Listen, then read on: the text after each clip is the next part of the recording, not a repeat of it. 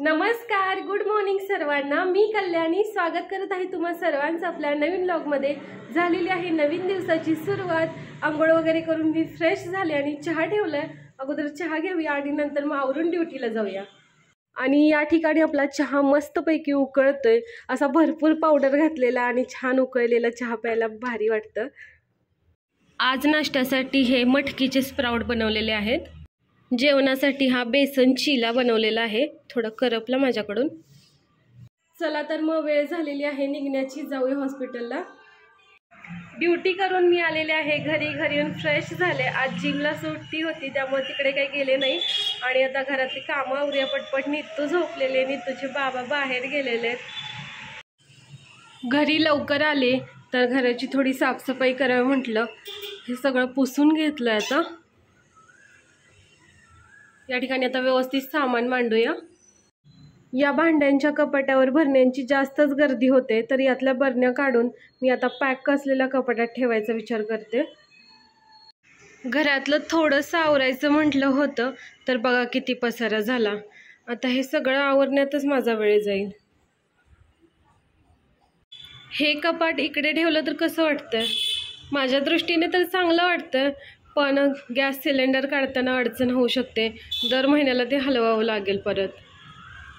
लेकरू माझं खेळायला काय काय घेत असते बघा। आईचं बॉडी लोशन कुठे पडले इकडे कोपऱ्यात। उद्या आहे फादर्स डे, तर त्यानिमित्तानं मी केक बनवायचं ठरवलं होतं।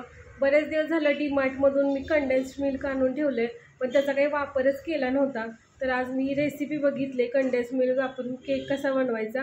तर अगोदर केक बनवूया। निखिल बाहेर गेले, ते यायच्या अगोदर आपल्याला केक बनवून ठेवायचा आहे। चला तर मग आपण केक बनवायला सुरुवात करूया। केक बनवत असताना सर्वात महत्त्वाचं काम आहे कढई प्रीहीट करायला ठेवणं। एकदम लो गॅसवरती मी ठेवलेली आहे।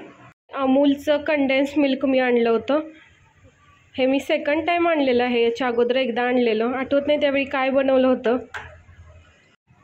छान मिक्स करून घेऊया। या ठिकाणी आपलं मिश्रण छान मिक्स झालेलं आहे। आता यामध्ये आपल्याला रूम टेम्परेचरवर असलेलं दूध मिक्स करायचं आहे।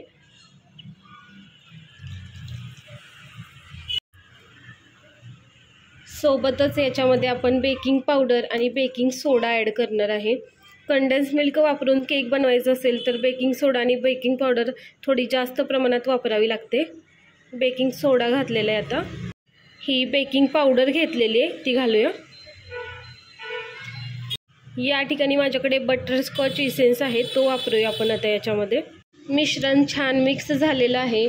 आता या भांड्यामध्ये ते ओतायचं आहे, पण त्याच्या अगोदर आपण बेकिंग पेपरचा जुगाड करूया। एका साध्या व्हाईट पेपरला मी या ठिकाणी कट करून घेतलेलं आहे आणि त्याला थोडंसं तूप लावलं आहे। आपला बटर पेपर तयार झालेला आहे। आपलं मिश्रण देखील छान मिक्स झालेलं आहे। आता याला एका कंटेनरमध्ये ओतूया।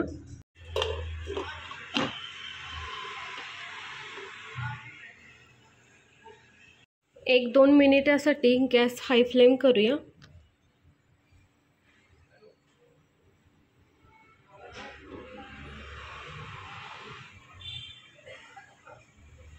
होप सो केक आपला चांगला बनेल। आता गॅस लो करून याला 30 मिनिट बेक होऊ देऊया। दमले बाबा काम करून, आता थोडंसं खायला खाऊया। काल भारती बाजारमधून खाकरा आणलेला, बघूया कसा आहे। मस्त आहे। हे कंडेन्स मिल्क मी ओपन केलंय, तर मला यापासून आणखी एखादा पदार्थ बनवावाच लागेल, नाहीतर हे खराब होऊन जाईल। खरं तर असल्या फॅन्सी गोष्टी वापरण्यात काहीच पॉईंट नाही आहे, पण आम्हाला एकदा ट्राय करायचं होतं म्हणून मी हे घेऊन आले। आता नेक्स्ट टाईमपासून नाही आणणार, कारण ह्या डब्याबंद ज्या गोष्टी असतात ना त्या खायला खरंच चांगल्या वाटतात, पण शरीरासाठी खूप हानिकारक असतात। त्यामुळं असल्या गोष्टी न वापरलेल्याच केव्हाही चांगलं। स्वीटमध्ये मी शेवयाची खीर बनवायचं ठरवलं आहे।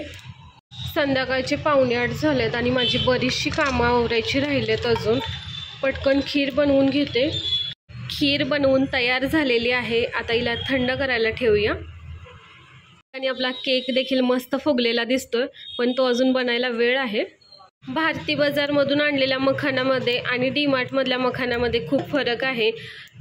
भारती बाजारमधला हा मखाना खूप छोटाच आहे, डीमार्टमध्ये मोठा मोठा मिळतो मखाना। आणि केकने माझा मूड ऑफ केलेला आहे. सुरुवातीला तर छान फुगला आणि नंतर असा बसला. काय चुकलं काय माहिती. केकने जरी आपल्याला मध्येच धोका दिला असला तरी हा छान फुगलेला आहे. एवढा मोठा झाला असता जर फुगला असता तर व्यवस्थित. हॉस्पिटलमधून आल्यापासून कंटिन्यू किचनमध्येच होते. घर आवरत होते, केक बनवला, पण घर पण आवरून पूर्ण झालं नाही आणि केक पण आपला चांगला झाला नाही. त्यामुळे खूप जास्त वाईट वाटतंय. आणि सगळ्यात महत्त्वाची गोष्ट म्हणजे आज व्यायाम देखील केला नाही. तर आता जरा व्यायाम करते म्हणजे थोडं तरी बरं वाटेल. हे बघा नित्तूनं काय केलंय. आईच्या बॅगमधली लिपस्टिक घेऊन सगळी ओठायला लावले स्वतःची स्वतः. जा बी काय नाही, हे माझं आहे.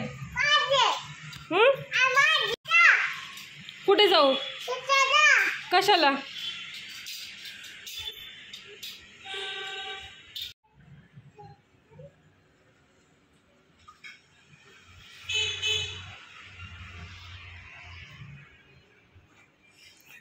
पकडलं की नाही वाघ?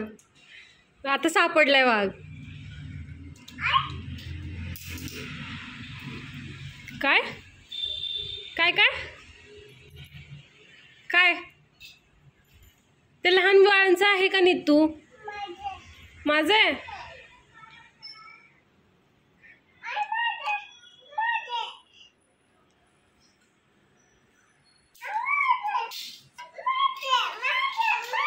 काय काय माझ्याकडे नाहीये, मी नाही ठेवलं. तूच घेतलंय. कुठे ठेवलं सांग? कुठे ठेवलंस तू? मग कुठे गेलं ते? तूच ठेवलंय. आता शोध. थोडासा व्यायाम केला आणि फ्रेश झाले. आता जरा बरं वाटतंय. मनावरचा ताण कमी करण्याचा सगळ्यात चांगला उपाय म्हणजे खरं व्यायाम आहे आणि तो केला पाहिजे. आजच्या जेवणात मी माझ्यासाठी हे मक्याचं सूप बनवलेलं आहे. या सर्वांनी जेवायला. काय मी हे काढू? बरं काढते. नित्तू कुठे गेली? नित्तूला शोधा. कुठे गेली हो नित्तू? नित्तू कुठे गेली? ए नित्तू, नित्तू कुठे तो? इथे कोण लपून बसलंय? अरे बापरे, आता कुठे गेली नित्तू?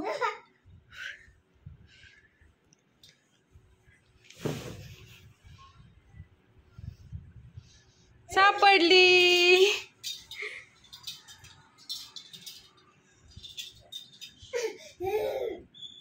रात्रीचे 11:15 वाजलेत आणि मी आणि नित्तू आता करणार आहे अभ्यास. नित्तू ही तिची छोटी छोटी पुस्तकं घेऊन आलेली आहे. आता तिला करायचा आहे अभ्यास. नित्तू अभ्यास करायचंय? काय अडकलं?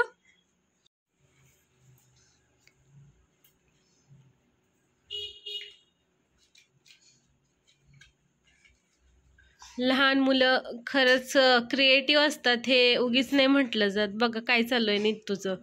आणि हे काय आम्ही तिला शिकवलं वगैरे नाही कोणी, स्वतःच मनाने काहीतरी सुरू केलं. हे काय आहे हे पिलू? असं खायचं?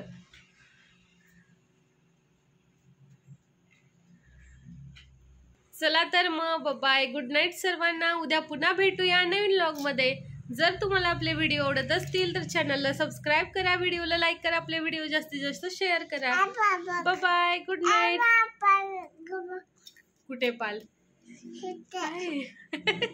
एक दिवस घरात पाल दिसलेल तर नित्तूला आज पालीची आठवण झाली. काय काय लक्षात ठेवते तू?